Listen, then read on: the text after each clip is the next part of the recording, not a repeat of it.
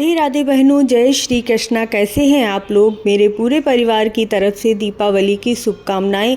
आपका त्यौहार बहुत अच्छी तरह से हो। आपने भी अपने पूरे घर की सफाई वगैरह कर ली होगी। तो चलिए आज मैं आपको एक अच्छी सी कथा सुनाती हूँ, जो लक्ष्मी माता की कथा है, जो आप यदि दीपावली के दिन सुनते हैं या कभी भी सुन लेते हैं तो आपको बहुत ही प्रसन्नता मिलती है। इससे आपका मन शांत हो जाता है और आप लक्ष्मी माता से सीधे सीधे जुड़ जाते हैं। इस कथा के द्वारा आपको लक्ष्मी माता की पूजा किस प्रकार करनी है वह भी पता चल जाएगी और लक्ष्मी माता आपसे प्रसन्न भी हो जाएंगी। तो चैनल को पक्का सब्सक्राइब कर लीजिए और जय लक्ष्मी माता कमेंट में ज़रूर लिख दीजिएगा। आपको ये कथा इतनी सुंदर लगेगी कि आपका मन प्रसन्न हो जाएगा। तो चलिए कथा को सुनते हैं। एक गांव में एक साहूकार रहता था। साहूकार के एक ही बेटी थी। वह हर रोज़ पीपल सींचने जाती। पीपल के वृक्ष से लक्ष्मी जी प्रकट होती थीं और चली जाती। एक दिन लक्ष्मी जी ने साहूकार की बेटी से कहा, तू मेरी सहेली बन जा। तब लड़की ने कहा, मैं अपने पिता से पूछकर कल बताऊंगी। साहूकार की बेटी ने घर जाकर अपने पिता को सारी बात कही। तब उसके पिताजी बोले, वह तो लक्ष्मी जी हैं, अपने को और क्या चाहिए, तू लक्ष्मी जी की सहेली बन जा।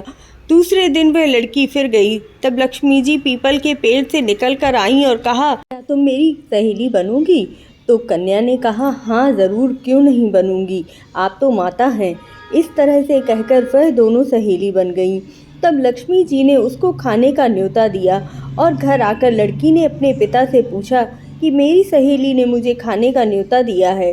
तब पिता ने कहा कि सहेली के जीमने जइयो, पर घर को संभाल कर ही जाना। तब वह लक्ष्मी जी के यहाँ जीमने गई तो लक्ष्मी जी ने उसे साल दी, दुशाला दिया, रुपए दिए, सिक्के की चौकी दी, सोने की थाली में 36 प्रकार के भोजन का व्यंजन बनाकर खिलाया। कर जब वह जाने लगी तो लक्ष्मी माता ने कहा कि तुमने मेरे यहाँ भोजन किया है, मैं भी तुम्हारे यहाँ भोजन करने के लिए आऊँगी। वहाँ से वापस आ गई और अपने पिता को यह बात बताई कि हमारे घर में तो इतने व्यंजन भी नहीं है, मैं उन्हें कैसे जिमाऊंगी, अपने घर में तो कुछ भी नहीं है। पिताजी ने कहा कि गोबर मिट्टी से चौका लगाकर घर की सफाई कर लेना, 4 मुख वाला दीपक जला लेना, लक्ष्मी जी का नाम लेते हुए रसोई में बैठ जाना। लड़की सफाई करके लड्डू लेकर बैठ गई। उसी समय एक रानी नहा रही थी। उसका 9 लखा हार चील उठाकर ले गई और उसके घर का वह 9 लखा हार डाल गई और उसके हाथ से लड्डू ले गई। बाद में वह हार को तोड़कर बाजार गई और सामान लाने गई तो सुनार ने पूछा कि क्या चाहिए? तो उसने कहा कि सोने की चौकी, सोने की थाल, साल दुसाला दे दो, मोहर दे दो और सामग्री दे दो, 36 प्रकार का भोजन हो जाए, इतना सामान दे दो। सारी चीज़ें लेकर बहुत तैयारी करी और रसोई बनाई। तब गणेश जी से पूछा कि लक्ष्मी जी को बुलाओ।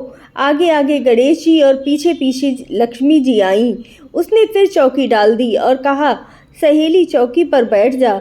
जब लक्ष्मी जी ने कहा कि सहेली चौकी पर तो राजा रानी भी नहीं बैठे, किसी के भी नहीं बैठे, तो उसने कहा, मेरे यहाँ तो बैठना पड़ेगा।